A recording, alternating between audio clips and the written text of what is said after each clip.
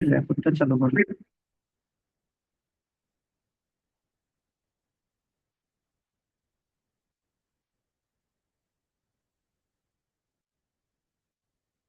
আজকে আমরা দেখবো হচ্ছে একটি ওয়াল থেকে কিভাবে সরাসরি একটা ওয়াল থেকে কিভাবে আমরা স্টিমারটা বের করব, সেটা আজকে দেখবো কিভাবে ইট এবং সিমেন্ট এবং বালি বের করা হয়।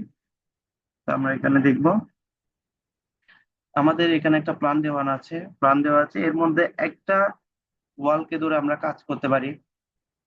সেটা হচ্ছে 14 ফিটের একটা ওয়ালকে ধরে আমরা কাজ করতে পারি।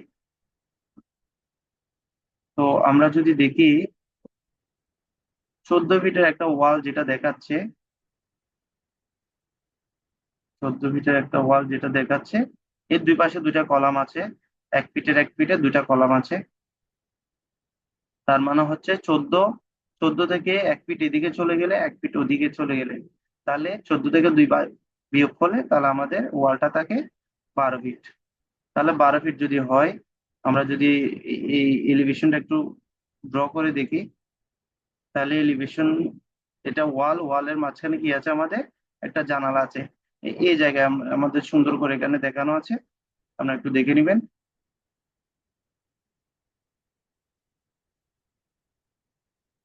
এই যে আমাদের তাহলে এটা দাঁড়াচ্ছে, এলিভেশনের এটা দাঁড়াচ্ছে 12 ফিট, আর এদিকে দাঁড়াচ্ছে 9.5 ফিট। যেহেতু 10 ফিট আমাদের টোটাল বিল্ডিং এর ইয়া থেকে আমরা ছাদের এই 6 ইঞ্চিটা আমরা বাদ দিলে, তাহলে 9.5 ফিটের ওয়ালের জন্য এই পরিমাণটা আমাদের বের করতে হবে। তো আমরা হচ্ছে এই দৈর্ঘ্য আর প্রস্থকে জাস্ট একটা জানালা যেটা আছে ওইটাকে যদি আমরা বিয়োগ দিই, তাহলে আমরা টোটালি আয়তনটা পেয়ে যাব। এটার আয়তনটা আমরা পেয়ে যাব। যেমন এদিকে দেখানো আছে হচ্ছে 12 ফিট। এই 12 ফিটটা কিসের, এই দৈর্ঘ্যটা, এই দৈর্ঘ্যের 12 ফিট এবং হচ্ছে গুণ 9.5 ফিট। 9.5 ফিটটা কোনটা, এই প্রস্থেরটা। তাহলে 12 × 9.5, তার মানে দৈর্ঘ্য ইন্টু প্রস্থ গুণ দেওয়া শেষ। এখন কি করতে হবে, টোটাল ওয়ালটা থেকে আমরা জাস্ট এই জানালাটা বাদ দিয়ে দিব।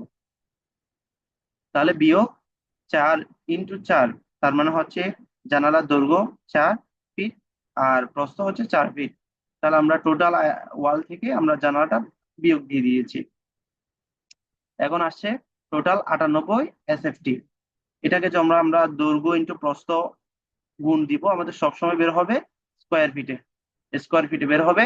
যখন আমরা এটার সাথে থিকনেসটা গুণ দিব, তাহলে আমাদের তখন ভলিউমটা যেটা কিউবিক ওইটা বের হবে। যেমন স্কোয়ার ফিটের সাথে এটা যদি 10 ইঞ্চি গাঁথুনি হয়, আমরা 10 ইঞ্চি দিয়ে গুণ দিব, এবং 5 ইঞ্চি হলে 5 ইঞ্চি দিয়ে গুণ দিব। তো সেক্ষেত্রে আমরা যেহেতু 5 ইঞ্চি গাঁথুনি, তখন আমরা 5 ইঞ্চি দিয়ে গুণ দিচ্ছি। যেহেতু আমাদের পাঁচটা হচ্ছে ইঞ্চিতে, সেক্ষেত্রে আমরা 12 দিয়ে ভাগ দিচ্ছি যাতে এটা ফিটে চলে যায়। তো দেখা গেল 98 এর সাথে এটা গুণ দেওয়ার ফলে আমাদের এই ভলিউমটা চলে আসলো। এখন আমাদের কাজ কি, কাজ হচ্ছে ইটের সংখ্যা বের করা টোটাল ভলিউম থেকে। তো আমাদের টোটাল ভলিউম থেকে যদি আমাদের মশলা সহ ইটের একটার ভলিউম দিয়ে ভাগ দিই, তাহলে আমাদের টোটাল ইটের সংখ্যা বের হয়ে যাবে। যেমন এখানে দেখানো আছে একটা নোটে, এই যে একটা ব্রিকের মশলা সহ 10 ইঞ্চি দৈর্ঘ্য, 5 ইঞ্চি প্রস্থ, 3 ইঞ্চি উচ্চতা, সেক্ষেত্রে মশলা সহ একটার ভলিউম দ্বারা 0.086 CFT। সেক্ষেত্রে আমরা টোটাল ভলিউমকে এখানে 0.086 দিয়ে ভাগ দিলে টোটাল আমাদের ইটের সংখ্যাটা বের হয়ে যায়।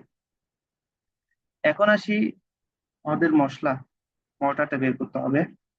সেক্ষেত্রে টোটাল যে ভলিউমটা আছে ওইটা থেকে আমাদের টোটাল ইটের সংখ্যাটা বাদ দিলে আমার টোটাল মশলার পরিমাণটা বের হয়ে যাবে।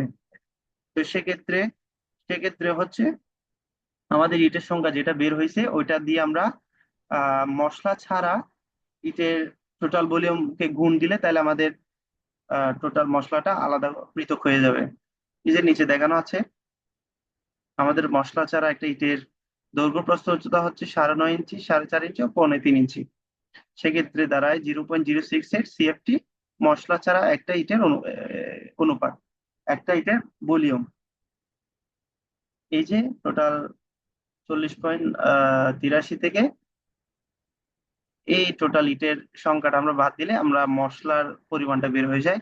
এখন মশলার পরিমাণ থেকে আমরা সিমেন্ট এবং হচ্ছে বালিটা বের করব। আমরা এস্টিমেট করার সময় দুইভাবে বের করি, একটা হচ্ছে সরাসরি ব্যাগে বের করি, আর একটা হচ্ছে সরাসরি কেজিতে বের করি।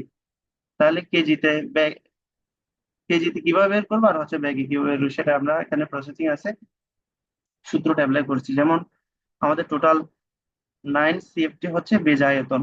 এখন ওটাকে আমরা ড্রাই ভলিউমে নিয়ে যাব।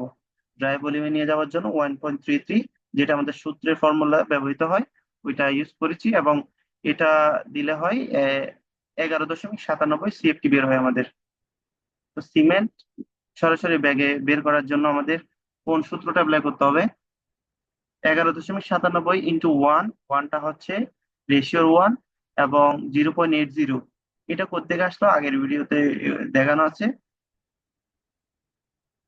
আমরা জানি 1 CFT সমান হচ্ছে 0.80 ব্যাগ, এটা আগের ভিডিওতে স্পষ্ট করে বোঝানো হয়েছে।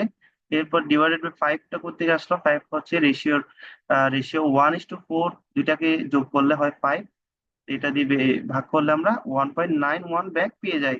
এটা সরাসরি ব্যাগে পেয়ে গেলাম। যখন আমরা কেজিতে বের করব তখন আমরা এভাবে এই প্রসেসে বের করব। এই যে আমাদের কেজিতে বের হয়ে গেছে। এরপর কেজি থেকে যখন আমি ক্রস চেক করলাম, দেখি আমার এটার সাথে এটা মিলে যায়। Sorry, এটা।